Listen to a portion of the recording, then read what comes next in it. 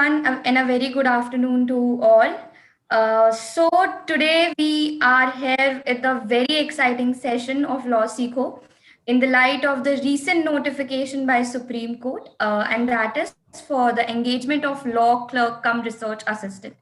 So, in the light of this notification, we have with us the two very respected Mr. Mahendar Bangeja.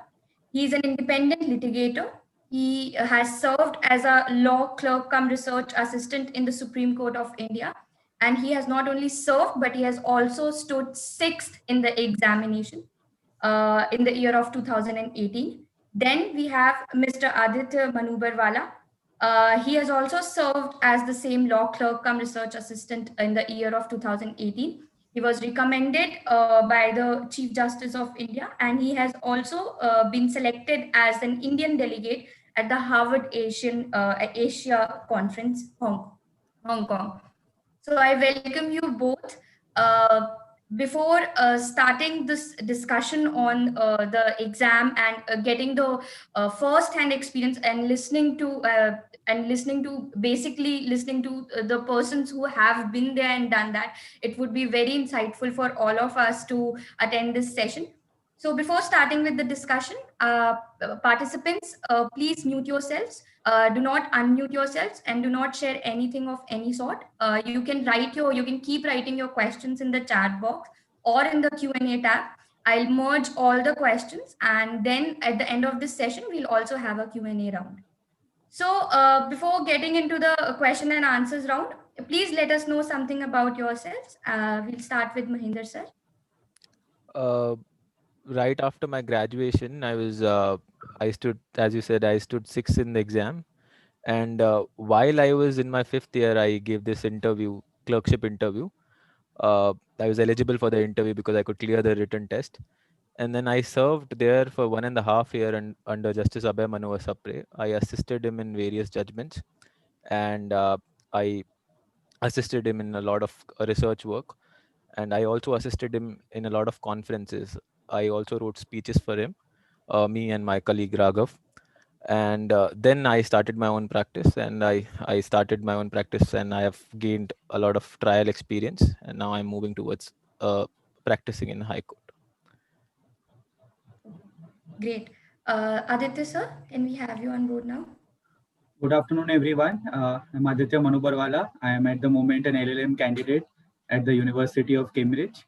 I pursued my law clerkship at the Supreme Court under Mr. Justice Vineet Saran, and I gave the clerkship exam. But however, my appointment was a lateral appointment. And during the course of this webinar, I'd like to give you all some insights on how you all can approach through the lateral route as well, because that is also a very viable way of getting the clerkship. I worked under Justice Saran for about a year. After that, I have been practicing in the Supreme Court, been briefed by solicitor firms from Mumbai and Delhi. And at the moment, while at Cambridge, while balancing my studies, I'm also appearing at the Supreme Court. So I'll be very happy to talk to you all today. Looking forward to it. Sure, sir. So, as you already said, that there is a lateral way to enter into this opportunity. So, I would like to ask Aditya sir, what are for our participants? What are the two ways and how they are different? What is the typical way of getting into this job through the examination, by clearing the examination, and what is the other way? So, as they say, the Supreme Court is supreme. So, although we have a clerkship examination route to reach the clerkship, the number of candidates chosen from that particular route is very, very limited. So that inherently creates an asymmetry in the number of deserving people getting in. So there are, say, at the moment, a Supreme Court judge can take 4 law clerks, of which many a times there are many judges who have all 4 law clerks from the lateral route. So that leads to that much amount of vacancies reducing for many people who clear the examination or perform exceedingly well. So during my time, I had given the exam, I got good marks, but I was not high high up enough in the ranks to get through that route. So I was pretty disappointed naturally. And the first thing I did was I thought of how I should reach out to judges, because I didn't know anyone, as they say in Delhi, uh, the the contact culture. So I followed a simple approach, and I would suggest that to anyone who is applying. First, focus on your exam. Try to perform very well. Observe how many vacancies are coming in that, but also parallelly keep another option open, which I did, was of I wrote individual letters to judges, to all the 31 judges at that point of time in the Supreme Court. I attached my CV along. I wrote a letter. The reason I wrote a letter and not an email is also interesting, which is something I like to give an insight on, is that emails many a times are not checked properly. Emails, we are now in the age of, the digital trash culture. So many a times we are flooded with WhatsApp messages in the morning. We don't check it. We just overlook it. Like, emails can get overlooked. But a letter generally is read through. A letter means someone is very serious in communicating with the judge. So I did that, and I got interviews with 4 judges, one of which was also Mahendra's judge, and that's how we had met there. So ultimately, I got my clerkship. But this is a route I also recommend, that consider writing a letter along with your CV, but first focus on the exams. There is no shortcut to it. uh, Getting through the lateral route is rather a little tedious and not sure, but you first focus on your exams, and I think Mahendra is the best person to guide you all on that. So I leave the floor open to Mahendra. Sure. Yes, yes. Uh, Yeah. yeah. Regarding the exam, see, the procedure, the selection procedure is divided into two parts. The first is the written test. Now you'll have to qualify the written test in order to give the interview.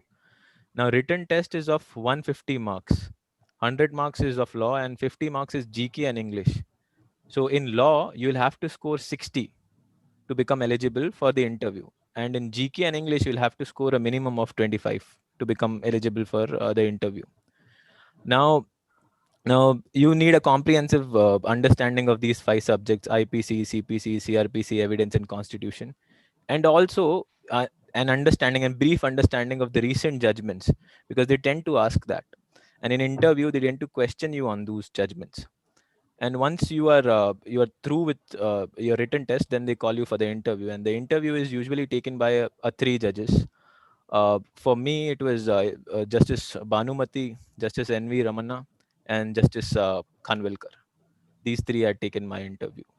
Now, how do we prepare is the main question that generally comes in. How much time should we give it? Uh, for the exam, you'll have to give at least a month. It's not very easy and it's not very difficult. Also, it's somewhere in bottom. It's clearable, I would say. But you'll have to give a month, and you'll have to be thorough with all your core subjects, including the basics of all the core subjects. And for interview is not very formal, but it is not very lenient also. They tend to question you certain things which are beyond beyond your understanding at times. Okay. Okay.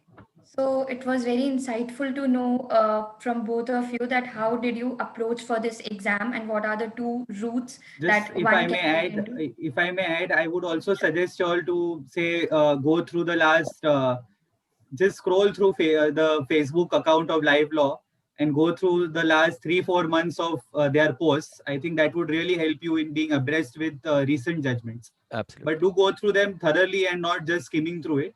Hmm. Follow a pattern. Try to keep a target that I'll at least read 1 hour a day, or don't quantify it, but as whatever is works for you efficiently in terms of your reading speed, and try to cover ground as much as you can. I think that will help you a lot.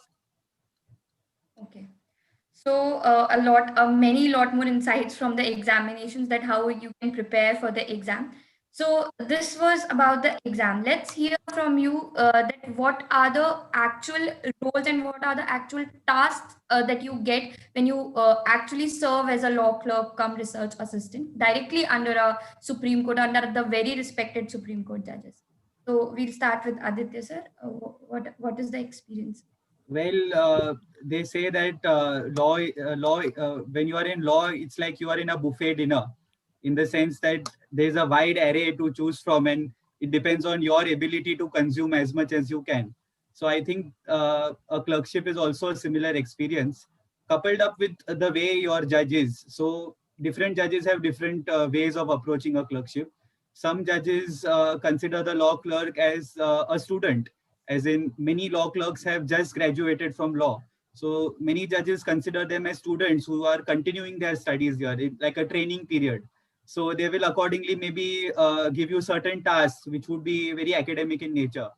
Whereas other judges think of you as, there are many judges who think of you as junior professional brothers, and they would maybe take your insights in that way. Having said this, broadly speaking, first task, which is a basic task I have seen most law clerks have, is making summaries of special leave petitions, because we must be mindful that our Supreme Court is one of the busiest constitutional courts in the world.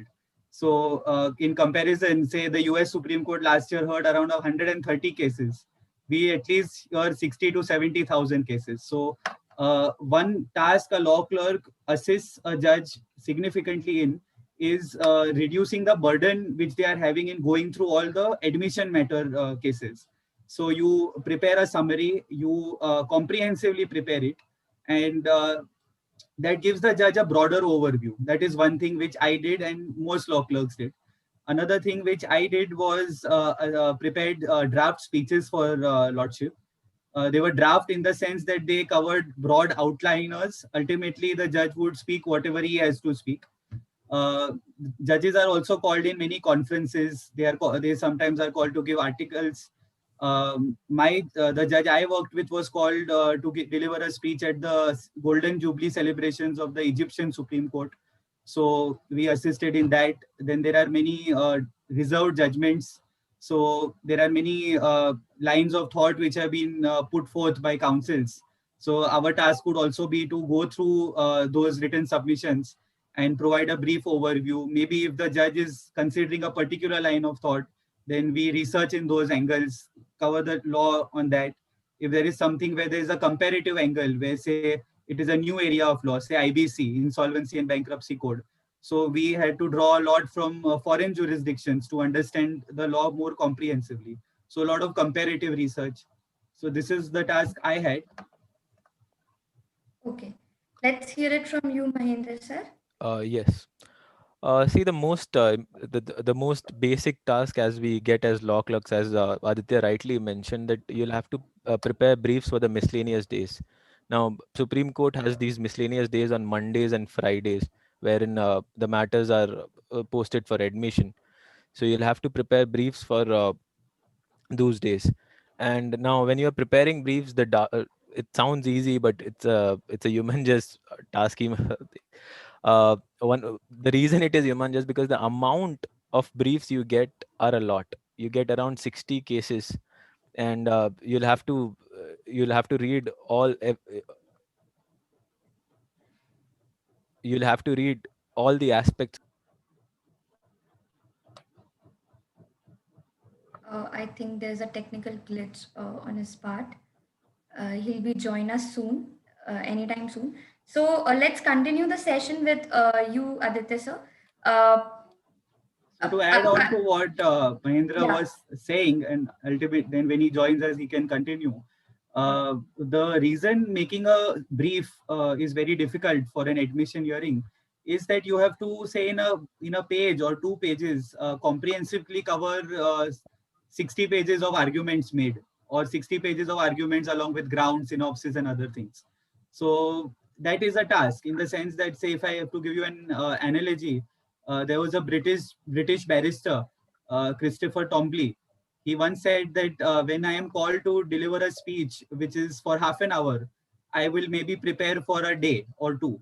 But if I'm called to deliver a speech for 5 minutes, then I will have to prepare for an entire week. So the shorter you speak, the more crisp you are, the more relevant and more pertinent you are. So another advice, which practical tip, which I would like to give you all is that if you all are preparing for a clerkship, also try to challenge yourself in conveying a message in as little as possible. So pressy writing, which we used to do in school in 10th and 12th, suddenly becomes very, very relevant when you are in a clerkship scenario.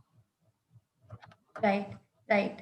So this is a very informative, and this is a very useful piece of advice for all of you, that be crisp and as short as possible in conveying yourself. So the next question is how your law school activities help you in the engagement or securing the judicial clerkship job, and how what a student should do in his law school to secure this opportunity. We have Mahendra, yeah. Mahendra joining, so he can complete. Yes, sir. Sorry, So sorry, please sorry. I got continue. disconnected. No Sorry, I got issues. disconnected. See, again, the first job is preparing your brief. That is the basic job. And now it's not very easy because the quantum of work you get is a lot. It's like 60 files you have, and you'll have to submit them by Thursday, because on Friday it will be the miscellaneous days. Because lordships cannot obviously read all of them, cannot uh, go through all of them in great details. So you'll have to read everything in great detail, and you'll have to prepare a small brief, which will contain all the details of the file. And then the second job is that you'll have to research on cases which the lordship asks for. And now the research is not like school level research, or college level research, or university level research. The research here is a little expansive in nature. As in, when I was given my first research, he had asked me to see all the judgments from Privy Council till the present day. So I had to go through. It took me 2 days to compile all the judgments and ultimately present it to your lordship. And third is obviously at times, as Aditya said, that if your judge is seeing you as your junior associate, then he will obviously take your opinions, and they do take your opinions, and obviously the opinions have to be backed by an aspect of law. And the last responsibility that you have and you might get is preparing conferences, preparing speeches, draft speeches, or preparing reports for conferences. Now me and Raghav had prepared a report on execution, and which lordship had presented in a conference in Moscow. So he was representing India therein, and it was a great moment for us, and we had worked on that conference for about a month. So it is a full time job, and it takes a lot of effort.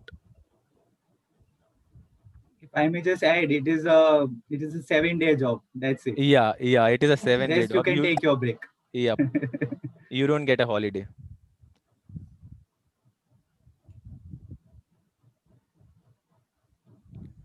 Okay. So all of those students, all of those participants who are thinking to apply for this exam, you may listen to it. And this job is, although a 7-day exam, but it also gives you a lot more of exposure and experience, I must say, because we have just now heard how rigorously you have to research and prepare your briefs on it. So my next question would be that, as I've already asked Aditya sir, that how effectively your law activities lead to this exam. What should a law student, a fifth year student should do to secure this opportunity immediately after graduating? What should be the steps See, primarily? one must see one notion which we have as interns, and who then immediately are applying for a clerkship, is that as an intern, um, we are gaining from the office, in the sense that when you are taken as an intern, have no qualms about knowing the fact that your boss is trying to teach you. He's gone in the role of a teacher. But when you are in a clerkship like scenario, although judges are kind enough to spare time and teach, but have no illusions about the fact that it is about what utility you add to them, what value you add to them. And for someone who's a Supreme Court judge, most of them have been in High Court for years, then Chief Justices. So they are stalwarts. So it is difficult to add value to them. So one way you can add value to them is by reducing their pressure. A way of reducing the pressure, as Mahendra told, is to make those briefs very succinct and crisp, that ensure that they can make a prima facie opinion, and don't need to trouble themselves with going through those large volumes of pages. So one way I would recommend everyone is, I think, writing. I think if you are in law school and if you can indulge yourself in writing research papers, articles, that would really help you more than moot courts also, because that trains your mind in analyzing large pieces of substance and putting it forward. And once Justice Chandrachud had said that a person who writes better is someone who speaks better. So I would definitely recommend writing a lot, as much as you can, engaging with critical literature. Apart from that, there are a wide array of generic things I can say: do moot courts, read books, and do well in your studies. Those are sine qua non. That is something which is expected. It is nothing unique that you are a good student. You have to be a good student. But this is something in addition which you can do. Also, be abreast with legal developments. Keep reading. Develop a habit of reading. Um, so yeah, I think this is my recommendation. Okay. Okay. So we also have the Hindi audience with us. So Mahendra sir, I would like to ask you the same question, and please, I would request you to be bilingual so the Hindi Sure, audience can also understand. sure, sure. Uh, जैसे Aditya has said that you will have to write. मतलब आप अच्छे student तो होने ही चाहिए. It is the basic aspect is the basic criteria is to be a good student. You'll have to be good in academics, you'll have to be good in your moods, and you'll have to have research papers written by you. These are the three main criteria, and you'll have to write a lot. Absolutely, because while you are in your clerkship, even then you will have to write a lot. You'll be writing briefs, and they have to be crisp. And in order to ensure that that effectiveness, you'll have to have this prior experience of research. So you'll have to gain some research experience as well. Okay. So writing and research, these two methods have come up for the law students who are in their final year, because this is a very good opportunity though, for the fresh law graduates per se. Now, coming back to the exam, I would like to ask Mahendra sir about the exam also. That many of the participants are asking in the chat box also, that how to prepare for the other section which is not related to law, for the English and GK section particularly, how to crack that and how to manage that section out. See, मैंने जब prepare किया था तो I had read only GK today. Every month I had read past 6 months GK today, and I had focused on last 2 months. For instance, the exam was in April. I had focused heavily on March and February, and I had skimmed the January part. And also, I was having the knowledge of the entire 6 months. And for English, the main important aspect is the comprehension part. And at times it becomes a little difficult also, because they ask you some weird synonyms, and they expect you to become a thesaurus. Uh, Now for that you'll need practice. You'll have to practice one comprehension a day, then only you can have an edge over it. And you'll have to keep in mind that you don't attempt unnecessary questions, because there is negative marking also. There is 0.25 negative marking. So if you just go on to attempt everything, then you'll probably lose. Yeah, a very important tip for everyone, because after just getting graduate, you do not give you are not habitual of giving those exams. So a very important tip for everyone. Aditya sir, I would like to ask you that how this job and how this post is different from the typical litigation or corporate field. What are the set of differences? नहीं देखिए, litigation और corporate field तो दोनों विभिन्न विभिन्न अंग है. They are like your left arm and right arm. But I would say मेरे हिसाब से कि लिटिगेशन और इसमें काफी पैरेलल्स है. There are many parallels to draw between litigation and clerkship. अगर आप कोई सीनियर एडवोकेट के चेंबर में आप ज्वाइन करेंगे, तो वहां पे सबसे पहले आपको आप क्या करोगे, आप अपने आप को पूछिए आप क्या करोगे. आप उनके लिए, उनको भी ब्रीफ्स आएंगी. अगर कोई भी बड़े सीनियर वकील है, उनको 10-15 केस होते हैं दिन में इन सुप्रीम कोर्ट एडमिशन डे के दिन, तो वो अपने जूनियरों में बटेगी ब्रीफ्स, और वो चाहेंगे कि आप उनको ब्रीफ करिए, आप उनको पूरा जो कानूनी दाव पेज है, आर्ग्यूमेंट्स है, सब समझाइए. सो नेचुरली वहाँ पे भी आप समरी बनाएंगे, वहाँ पे भी आप रिसर्च करेंगे. वहाँ पे भी आप अपने सीनियर को पूरा मैटर संक्षेप में समझाएंगे ताकि वो फिर अपनी खुद की पढ़ाई कर सके।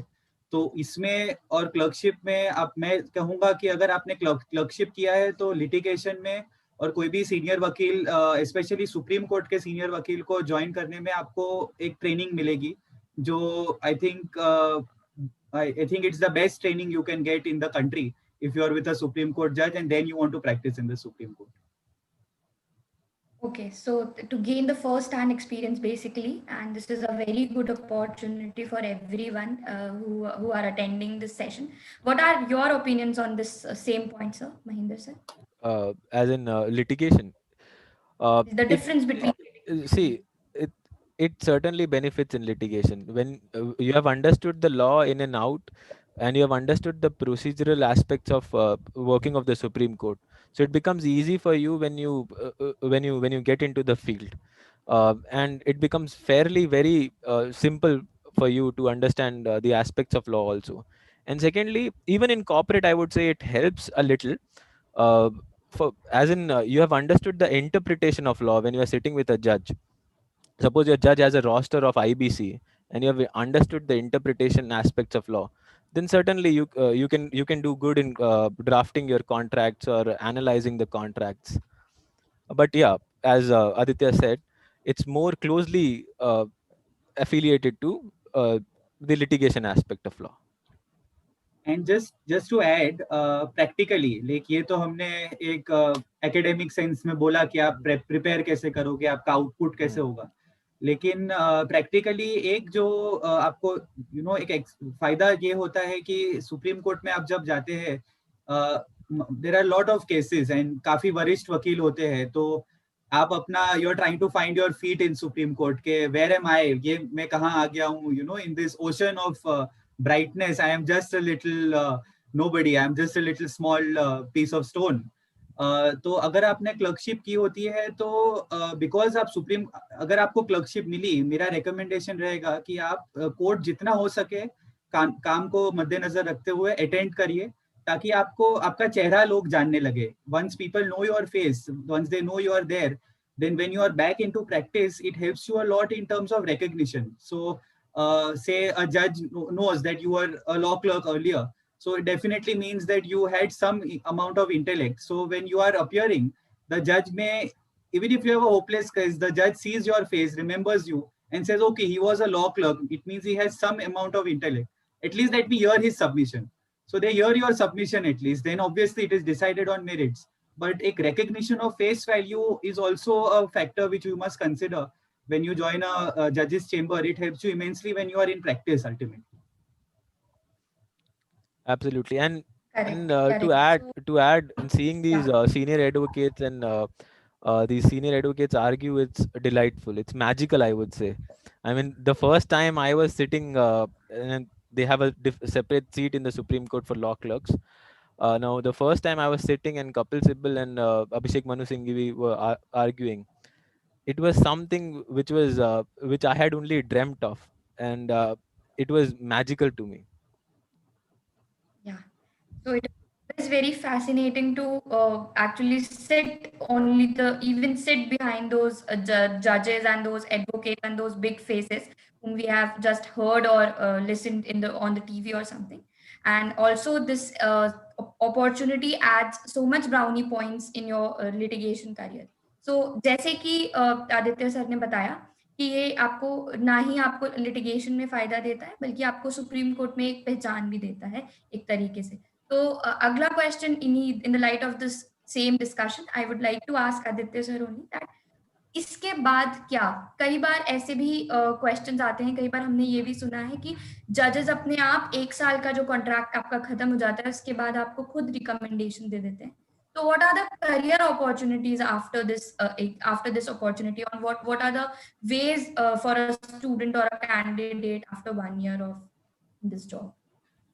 See, after you have been associated with a Supreme Court judge, and if you have worked well with them, अगर आपने उनके लिए अच्छे से काम किया है और वो आपसे खुश है, तो जाहिर सी बात है कि वो आपको अगर अपना, if they think of you as a kid, so my judge Justice Saran जिनके साथ मैं था, वो लॉ क्लर्क्स को एम्प्लॉय नहीं समझते थे, वो बच्चे समझते थे कि ये लोग law they have come from law college, बच्चे हैं, and they feel he was feeling responsible in your progress the way a parent would feel or an uncle would feel. So it depends on what you want to do. आपको जो करना है, अगर आपको litigation करना है, जाहिर सी बात है, a Supreme Court judge, if you are on good terms with a Supreme Court judge, and then naturally the world is open for you. काफी लोग LLM करते हैं. मैं अभी इनफैक्ट कैम्ब्रिज यूनिवर्सिटी में अपनी मास्टर्स पढ़ रहा हूँ. जाहिर सी बात है, जजेस letter of recommendation helps, but मैं आपसे एक दरखास्त करूंगा कि आप क्लर्कशिप को एक वाहन ना समझिए for vehicle towards getting an LLM और गेटिंग अ जॉब. आप क्लर्कशिप को एक तपस्या समझिए, एक अपना धर्म समझिए, that you are working towards excellence. If you work towards excellence, the whole world is open for you. But don't think of it in a narrow materialistic fashion. It's easy for me to now say that I am studying my master's in a good university, or that I'm practicing in the Supreme Court. But trust me, if you are dedicated to your work, only then will a judge like you. Only then will a judge be impressed by you. Don't think of this as a shortcut route of public relations कि मैं ये करूंगा तो मुझे XYZ फायदा होगा. अगर आप अपना काम अच्छा करेंगे तो आपको जो चाहिए उसमें जज आपको मदद करेंगे, अगर सही लगा, if you are competent and you deserve it basically. नहीं, absolutely absolutely, I would like to add to this one. जो आदित्य ने बोला है 100% सही है. इनफैक्ट एक बार there is this colleague of mine, he was assigned to a different जज. हम लोग की साथ में ही ज्वाइनिंग हुई थी. सो he told me that या यहाँ से LOR मिल जाए, letter of recommendation, then I am through. So he started working very वो जोश में 2 months तक, and after 2 months he was all tired and burnt out. So lordship said that कि ऐसे LOR नहीं मिलेगा, बहुत मेहनत करनी पड़ेगी, because they already know what are you intending. So that shouldn't be the intention. Intention should be to gain knowledge and acquire experience. And even if you think that you want an LOR, trust me, from India, Pakistan, Bangladesh, South Asian countries, there is this my baap culture where people who have contacts will get recommendations from any top office. So top universities जो होती है foreign में, वो लोग सिर्फ बड़ा नाम देख के एडमिशन नहीं देते हैं. कितने सारे लोग हैं जो, there is a friend of mine in Pakistan, she took the letter of the Chief Justice of Pakistan, but she had not done much of work there, in the sense that she had joined and within 1 month she took an LOR. That LOR didn't help her get admission anywhere, but after a year when she applied with the same LOR, new LOR with the same person, she got in, because it was the substance of the work which is what you have done, not the name of the person, even if he's the Chief Justice of India or any country. तो कर्म करते चलो, फल की चिंता मत करो, ऐसा कुछ अभी हमारे एक्सपर्ट्स ने हमें बताया है. So coming back to the exam, we have many questions in the chat box. I will take up every question one by one. So coming back to the exam, Mahendra sir, there is a question that the person has directly messaged to me, that how to prepare for the cases. Particularly, there are many, as you have already said, that go through the live laws. उसके उसमें आप जाइए, उसको skim through करिए. But what is the correct way to approach to the case laws, particularly for medical negligence के regarding case laws आ जाते हैं, जो हम कभी टॉट्स में हमने स्कूल में पढ़े होते हैं, लॉ स्कूल में. So what is the correct way to approach for the case laws preparation? See, firstly you'll have to be thorough with the act itself. जैसे अगर medical negligence है तो यहाँ पे तो IPC 304A ही पूछेंगे, because they don't have the tort portion है ही नहीं यहाँ पर. So they will ask you only 304A. So उसमें सबसे main case आ गया Jacob Matthew. So you'll have to understand the basics of 304A.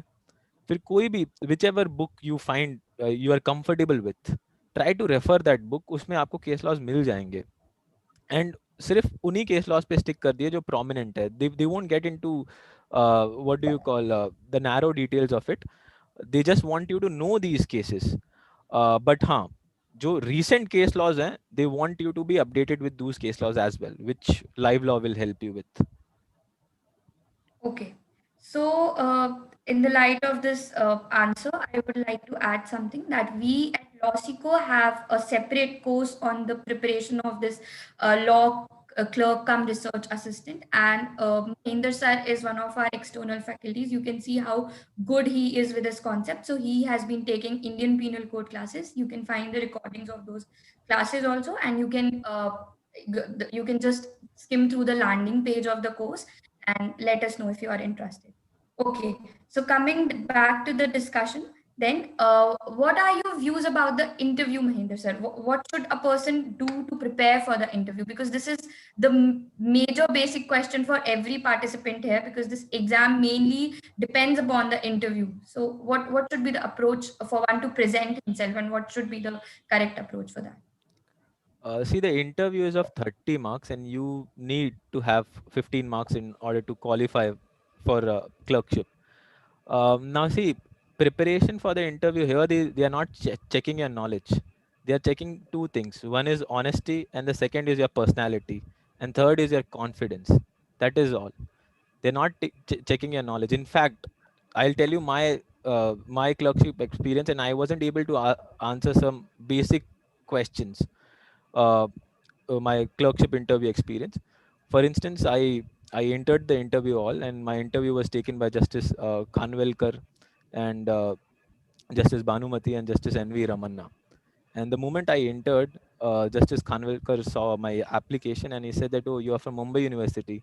I said, "Yes, my lord." And uh, even Justice Khanwilkar is from Mumbai University, and he was a professor there for a brief period of time. And right after I was seated, he asked me, "Who is the Chief Justice of Bombay High Court?" Now, this I had remembered. I was reading about it when I was traveling, because there were certain changes in the Bombay High Court, and there was no Chief Justice as such. We had this acting Chief Justice for a brief period of time. So I told him that we don't have a Chief Justice at present. We have the acting Chief Justice, but I can't remember her name. And I knew she was a lady, but I can't remember her name. And he smiled at me, and he didn't say anything. And then Justice Bhanumati, she asked me, "What is abetment of suit?" I told her that when right to sue extinguishes with with the death of the person, the suit is said to be abetted. And then Justice Ramanna, he started questioning me on summary suit. What is summary suit? What are the various aspects relating to summary suit? And again, the ball was in Justice Khanwilkar's court, and he asked me how many judges are in Supreme Court from Maharashtra. Now I told him, "My lord, you are there, and D.Y. Chandrachud was born in Mumbai, and Justice Bobde is there, but I can't remember the exact figure." He's like, "No, tell me the exact figure. How many judges are from Maharashtra, are in Supreme Court from Maharashtra?" Told him, "My lord, I can't remember the exact figure." So he's like, "Okay." And then he asked me, "What is admission on judgment? What is judgment on admission?" So I told him it is provided in Order 12, Rule 6, and judgment is based on admission. And in the end, he asked me, now this is the most funny part. He asked me, can a can an admission be based on documents? So I don't know for what reason I said no.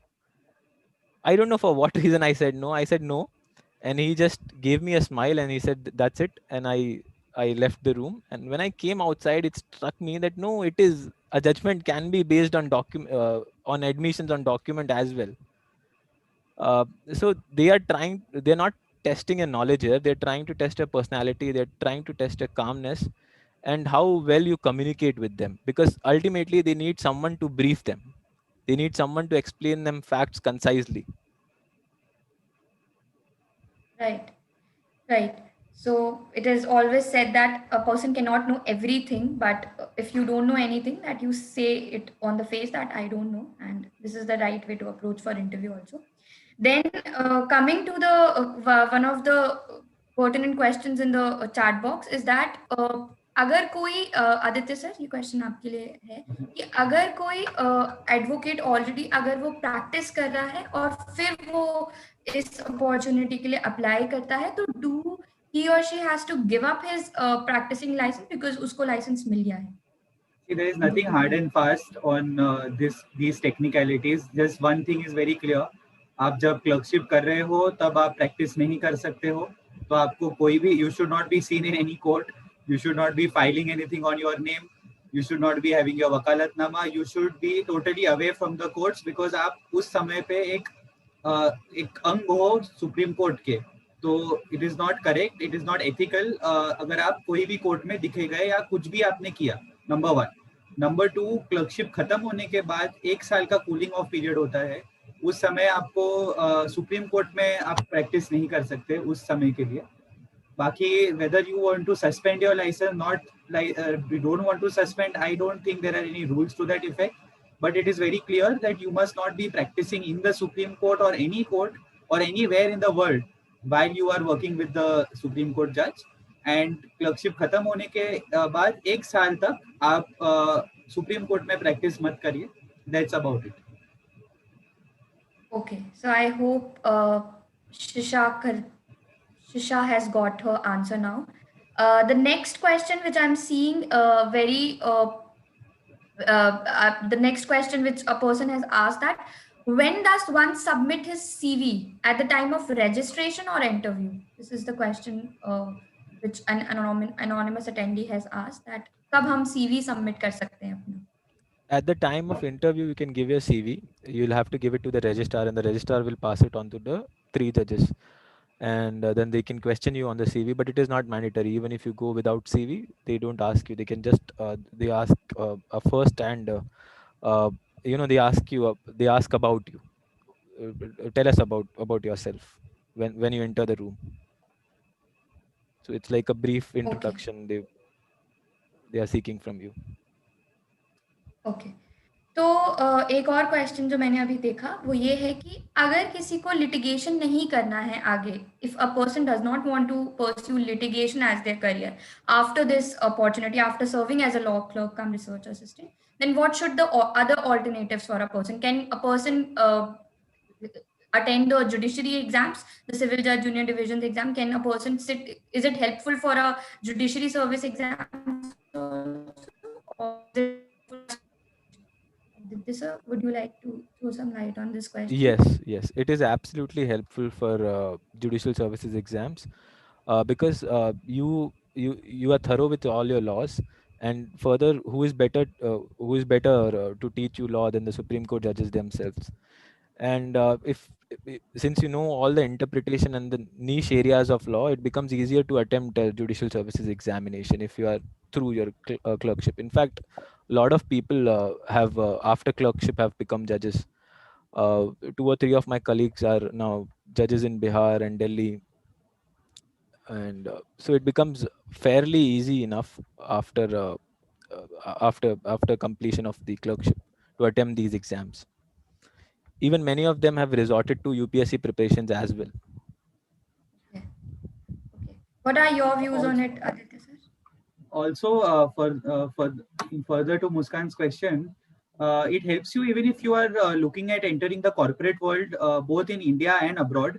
So it was very surprising for me to see that many European law firms, Singapore-based law firms, they have their application portal, and in their application portal there is a separate category for people who are who are law clerks of the constitutional court of their country.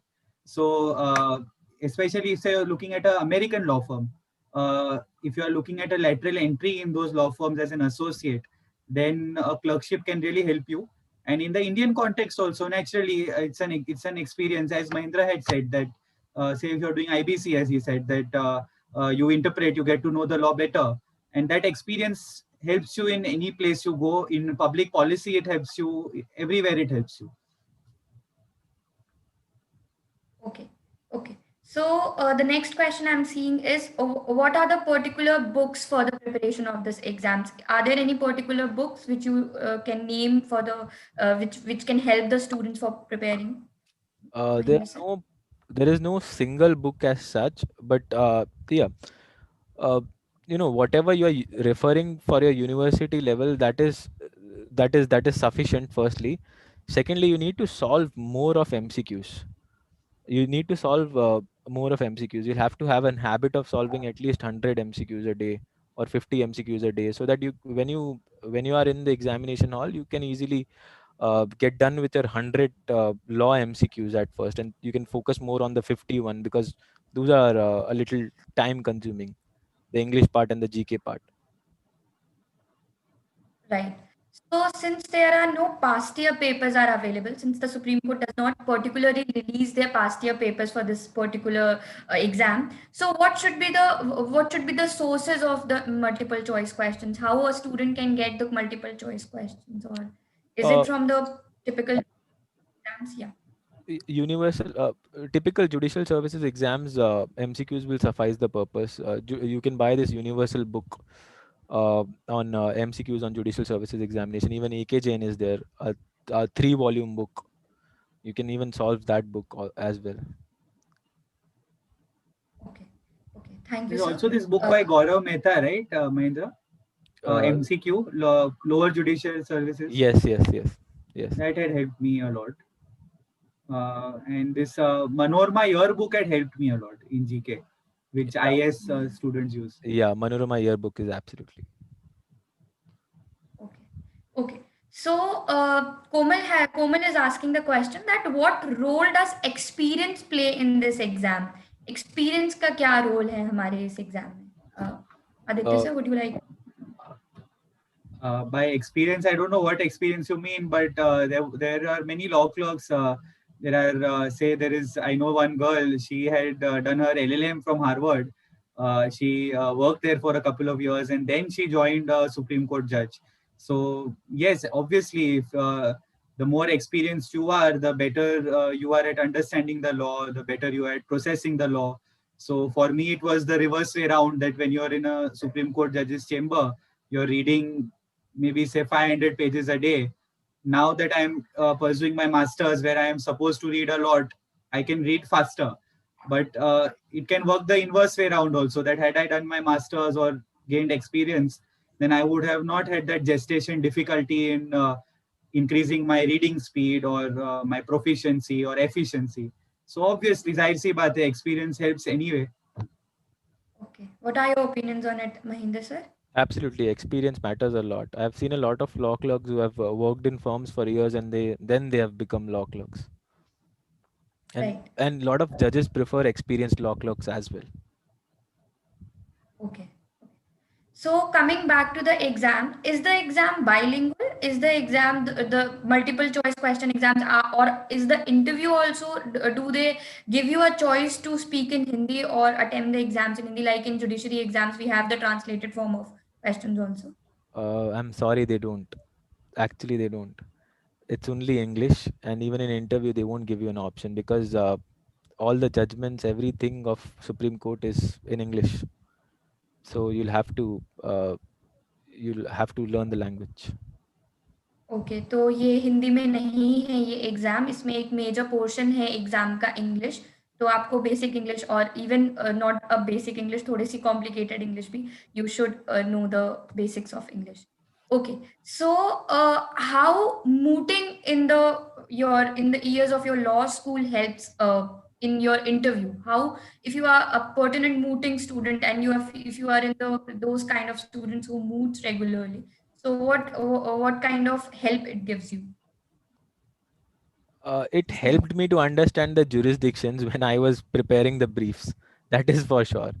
I mean, since I had mooted a lot, so I could understand, I could differentiate what exactly the petitioner is invoking. So I could understand what he actually wants, and also it becomes easier because when you have mooted, the first thing that you do is you see the relief, what exactly the relief is the opponent is claiming, or in this case, the actual petitioner is claiming. Then accordingly you approach in a reverse manner. Then you see the facts. Okay, these are the facts now. He's willing to establish, and then you see the arguments. So you get a better understanding of reading a brief if you have mooted. Right. Okay, so what are your views on it, Aditya sir? I would like to Well, it ask won't you harm also the you. same It question. definitely won't harm you, and it will only add value. It goes without saying. You are obviously, if you are mooting, you will research, you will read, you will apply the law. You're not going to do it in isolation. So naturally, it will only help you. It's not going to harm you. But having said that, I still recommend that if you are choosing between the two, or if you have a paucity of time and you have to say either moot or you can devote more time in research or in writing, then I would recommend writing articles and research papers more. But again, I may be biased from my own experiences. So I think a balance of the two approaches will not harm you definitely. It will only help you. Okay, okay. So for all those who are preparing for this exam, who are not the fresh graduates and who have been participating in the moot activities of their law school, so you can also appear for this exam. This is a very good opportunity and it will give you a lot more of exposure than you have right now. The next question is a good one, that if a person has done a clerkship in the state high court, then is he eligible to apply for the Supreme Court clerkship too? Yes, there is no embargo as such. You can apply for the Supreme Court clerkship. Okay, and does it give a sort of edge to a person कि वो पहले high court में करके आए, जैसे practice के लिए हम बोलते हैं कि start with the lowest level district court फिर high court, तो Uh, ऐसा कुछ है क्या? I think they don't they put you on the same footing. They don't consider you on an edge or something, uh, because if you have given 1 year to clerkship in your state high court, the other person would have done litigation during that time. So Hmm. you both are on the same footing. So this is not, this is why we have been saying that this is something different from litigation. इसमें कोई hierarchy set नहीं है. Okay, so coming back to the exams, many students I think are preparing for the examinations. They have been asking the questions that what subjects should a person majorly focus on? What are those subjects which should be the major focus for a student? 5 subjects हैं और सब equally divided हैं, 20 marks each. IPC, Indian Evidence Act, Constitution, and IPC, Indian Evidence Act, Constitution, CPC and CRPC. सबके 20 marks हैं, so you'll have to focus on all of them. Yes, but I would say that CPC and CRPC comparatively easy आता है, because it's a vast subject, so they tend to give you an easier set of questions. But IPC, Consti, and evidence थोड़ा difficult आएगा. Okay, so basically the substantive laws are the key areas to be to move to focus on more. And then we also have a question that selection के बाद क्या, if you are selected after the interview, then what is the process for allotment of judges? How you are allotted under a judge? Yeah. You are allotted randomly, basically. They don't have this criteria for allotting. But during my time, during 2018, they had allotted rank wise. So my rank was 6th.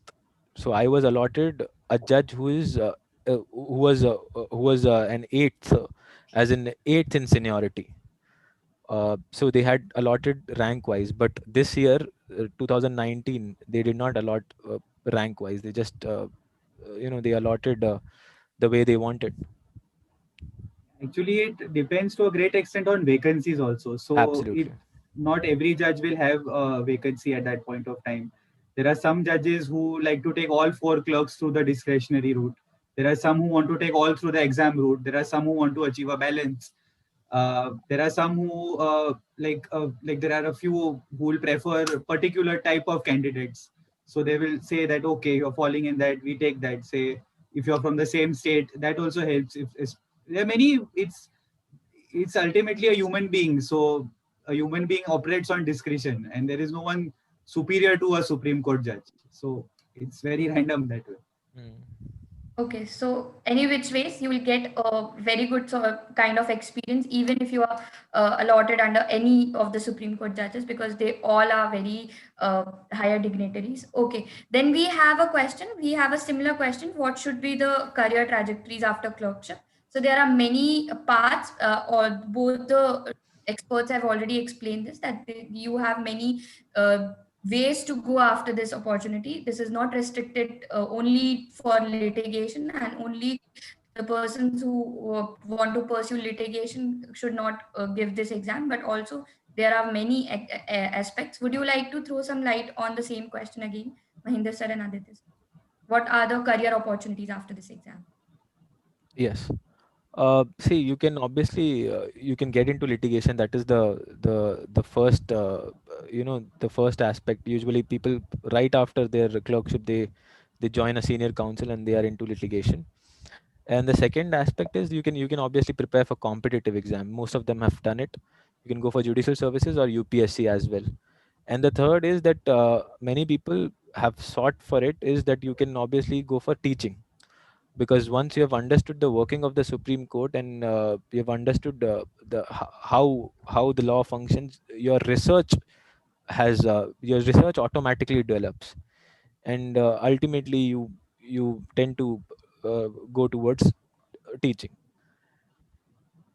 Okay. Yeah. Well, see, one clear route which you can do for litigation if you are keen on being in the Supreme Court of India is you could say join an AOR's chamber, Advocate on Records chamber. You will be of great asset to the Advocate on Record, especially in drafting, because you have seen so many drafts through your tenure. Work under an AOR for a couple of years, get some experience, join a senior lawyer. Uh, if say you are confident on getting independently briefed from the word go, which is difficult, but if you are, then you could join a senior lawyer and concurrently do your own practice. So there are many ways to it. Again, with say with a clerkship, in India, it is still developing. But say in the US, I have many colleagues who have been law clerks in US and Canada, who are currently my batchmates at Cambridge. So there it automatically translates into double, triple the payment other people get. So say if Mahindra and I were in US, we would be absorbed in a law firm with 3 times the salary of our contemporaries. So naturally, that is not there in India. But there are advantages to it in many ways. You should do it. It's a good, if you get the chance. We were lucky. We got it in. If you get it, the chance, see, ultimately, overarchingly, this also depends a lot on luck. The exam, ultimately, exam or any route, discretionary exam, whatever, especially if you don't come from a so-called connected family, then it is about luck also. So don't be very harsh on yourself. Say if you get 1 mark here and there, what is the difference between say Mahindra who got rank 6 and someone who got rank 1? 1 or 2 marks, 2 or 3 marks, discretionary elements. It does not, the clerkship does not determine your competence, your capability, the exam or discretionary route. Take it as something you are doing as part and parcel. होना है तो होगा, नहीं होना होगा तो maybe you have something better to do. Very rightly said. Very rightly said. So the next question is also from the same discussion, that what should be the right way, what should be the right temperament of a student if he face failure, particularly because there are many, the competition is very high in the current scenario, and many students get depressed. Many students face a lot of difficulties to cope up with the kind of depression. So I would like to ask Aditya sir, that what should be the correct way a student should adopt after, no, if he does not clear the any kind of competitive exam. See, as I'm telling you, the problem with our country as a whole, and that applies to every department, is that we are a country brimming with youthful energy. People are capable. People want to reach out to places, but the opportunities are less. We cannot create opportunities overnight. That is also one reason for brain drain, right? Why do bright people leave the country? For that reason, I don't recommend that at all. I intend to return back first, catch the first flight back to India.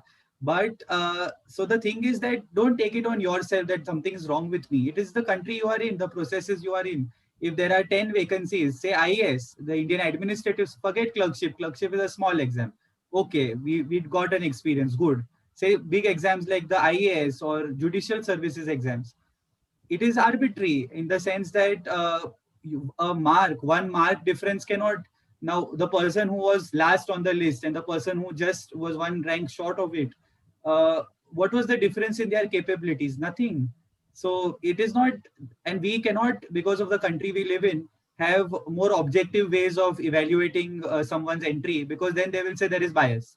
So marks are the only way to ensure some degree of competency, but that is in no way a judgment or a verdict on your capability at all. As I said, Mahindra was ranked 6. What is the difference between him and rank 1? I don't see there is any difference. but that is how it is. So we have to live with the fact that we are in a country where we have limited opportunities, many people who want to apply, and we have to have a system where, say now there are foreign universities, for example, they have SOPs, they have different ways of judging a person, the way you express yourself. Here in our country, we cannot have those systems because there will be an arbitrary element. There can, so we have to live with it. That is the way it is. Okay. And what are your opinions on the same question, sir? Absolutely, what he said was 100% right.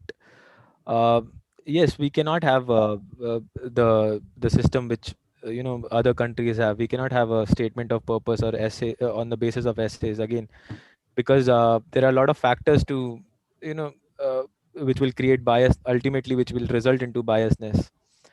Now, how to remain calm in such situations when you have faced failure is just to stay in the moment, as in stay in present. I mean, oftentimes we are so clinched with the failure that we forget that there is something which will happen, and what is exactly happening in the present. We tend to forget that, and we tend to uh, you know we tend to lose the moment itself. We are so clinched to that one failure or one bad thing that had happened to us. That is not, no, that is not how the world works. You'll have to move on. You'll have to give yourself time. You'll have to rebuild again, and you'll have to reconstruct again. That is how world works. I'll just tell one experience I had because I have had my brushes with failure.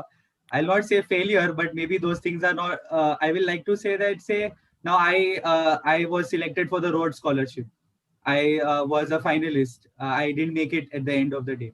I applied for LLM just out after law. After, just when I was in my fifth year, I didn't make it. Uh, had I had those experiences, maybe I would not be the person I am today. In the sense that I feel I'm more enriched that I did a clerkship. I got work experience. I saw the real world. Now I'm doing my masters. I feel I'm more enriched right now while I'm doing my masters than I would have been if I had just gone as a kid. Uh, and an opportunity, an adversity is an opportunity, right? At the end of the day, I mean, the way I like to, not to make it too philosophical, but with the way I try to inspire myself. I was a lover of history, student of history. Uh, Japan, such a huge empire, it was supposed to be ruling the world at one point of time. It got destroyed, decimated. Uh, and they became a superpower within 20-30 years because they had grit and determination. For me on the clerkship, in the clerkship scenario also, I had, I'll not name anybody, but I had communicated with a particular chamber, and I was given an oral intimation that you can join. Upon reaching there, it was said it's an internship, whereas the whole time it was said it is a clerkship. Obviously, you and then you cannot say no, no, but you said it was a clerkship. Then I had to live with it, and I had come to Delhi. It was I was in Delhi, and I was devastated. Then I didn't know what to do. Then I thought of writing letters to judges. I had interned with one particular judge in Bombay who was from Madhya Pradesh. He recommended me to visit Mahendra's judge's chamber. There were no vacancies. But in fact, Mahendra's judge inspired me. He said, "Beta, ye hota rehta hai. You have to fight on. You have to pursue it. You have to be determined." Mahendra will tell better about how inspirational Yes, Justice Sapre is. So we have to absolutely. live with it. I'll give you one experience. This is uh, this is what had happened. I wasn't able to clear my judicial services mains, so I had come to an. I just returned back to work. I was preparing the brief, and then I went to brief him. When I went to brief him, there was this light, and I wasn't actually crying. So I was briefing him. He thought that I'm crying. So he said that what happened. He knew that I was giving the exam. I said, what happened with the exam? I said I couldn't clear it. Uh, so he said, okay, okay. Then he calls Raghav. He's our he was my colleague, and then he tells us this anecdote of Nani Palkiala.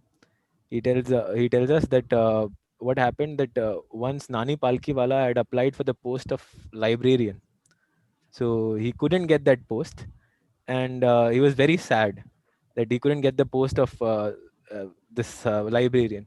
He started practicing, and his practice flourished. And this lady got the post of the librarian. Once he met this lady in the library, he thanked her so much that because of you, I am an advocate now. I am on my feet now. It's because all because of you. So he said something like this might happen to you guys as well. When I visited Mahendra's chamber, Justice Sapre told me the same very anecdote because we had a conversation. He saw my CV. Earlier, he was irritated with me. He said that you think that you can bypass an exam and you can just come here. ये माँ बाप culture मेरे यहाँ नहीं चलता है. Then he saw my CV, had a conversation with me. He liked my CV. He told me this story. He said that I don't have vacancies and I have a policy. I take everyone through the exam. But he was kind enough to recommend me to another judge's chamber for an interview, which I got only because of him. And he's motivated, I think, countless generations of young lawyers and people. Countless. There is no limit to that. Absolutely. Even while he was retiring, we all were there. Me, even you were there, I believe, Aditya. Yes, Even yes, you were yes, there on the yes. retirement ceremony.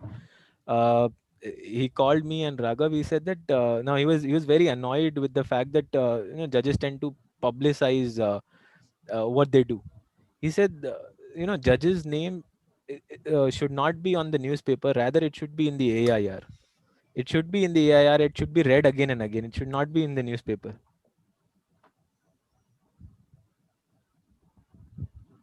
Okay, so I must say a very close insights and particularly and very inspiring also. I'm feeling very lucky to even host this session with these two experts with us.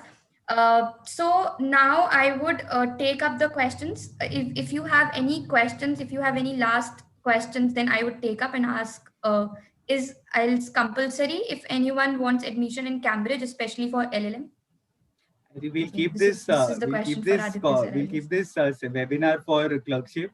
But okay, addressing your question, yes, it is Yeah, compulsory, and I think the best, not at all sounding rude, but I think it will be better if you have a look at the website of all universities. They have defined criterias, which maybe sometimes we forget, but it will be better in your interest if you go through the website because exhaustively लिखा होता है सब criteria. हम लोग apply करते हैं तब याद होता है, फिर जहन से निकल जाता है. तो अगर हम आधी इंफॉर्मेशन दे दें आपको नुकसान हो जाएगा. right. Okay, so let's stick to the main point of discussion and the exam. Coming back to the exam, I can see one question which we skipped. That what are the other websites other than Live Law that one should focus on for the particularly for the case law preparation? Case law, see, live law, I would say that they are comprehensive enough. They cover everything. And if you refer, keep your source as limited as possible. If you tend to increase your source, because it ultimately you have to clear an exam. If you're researching, then obviously you need a lot of sources. You can refer to Manupatra, you can refer to other sites as well. You can refer to SEC online. They have a good case note briefs as well. But for the exam, I would recommend that you should be concise as possible, and limit your resources, because ultimately जब आप फैलते हो तो you tend to only collect material and you tend to not read anything. See, minimalist approach. They are not looking at luminaries. I'll tell you, there are many judges who themselves, I mean, not because they are ignorant, but because they have never come across a particular facet of the law. So say there are certain high courts where the main cases are only criminal and labor and service. उसके अलावा कुछ आता नहीं है, क्या करे, economy develop नहीं है स्टेट की, तो कोर कमर्शियल मैटर्स आती नहीं है. या Bombay, I am from Bombay originally, हमारा बॉम्बे का लिटिगेशन अलग होता है. हम लोग डीसी रूल्स होता है, specific things. I was interning with justice Kalifulla. He was from Madras. They didn't have DC rules. They didn't have anything. And the whole case was on that. He asked, what is DC rule? Now that will sound like a very basic question, but sometimes judges also ask basic questions. They are entitled to. They are not superhuman computers. So they are not going to expect you to be superhuman computers. Be basic, be minimalist. I think best way, which helped me a lot, and I did score decent marks, was the lower judiciary service examination का जो books होती है, उनपे जो MCQs होता है, that helped me a lot, coupled up with Manorama yearbook. I think that, and people लोग जिन्होंने CLAT दिया है या MHCET दिया है, ये सब उसकी जो preparation वाली books है for English and logical reasoning and all of that, वो भी काफी सही रहेगी for this. I think don't see, they are not looking at you being an expert. That they themselves are not expert. No one is an expert. In fact, 𝗏𝗏 calls Raghav and me expert, Mahendra and me experts. We are not experts. We have just gone through the process. We have been lucky to go through the process. So be minimalistic. It's very humble of you to not call you as experts. But yeah, so smart study is the key, and it is always better to read from one source rather than going into the 10 different sources. So as very rightly pointed out by Mahendra sir. Okay, so before wrapping up the session and hearing some last words from both our experts, before doing that, let me just tell you that we at 𝗏𝘂𝗂𝗃 has launched a separate course on this on the same subject, and that is the Supreme Court legal researcher clerkship exam. And you can obviously go and check out the landing page.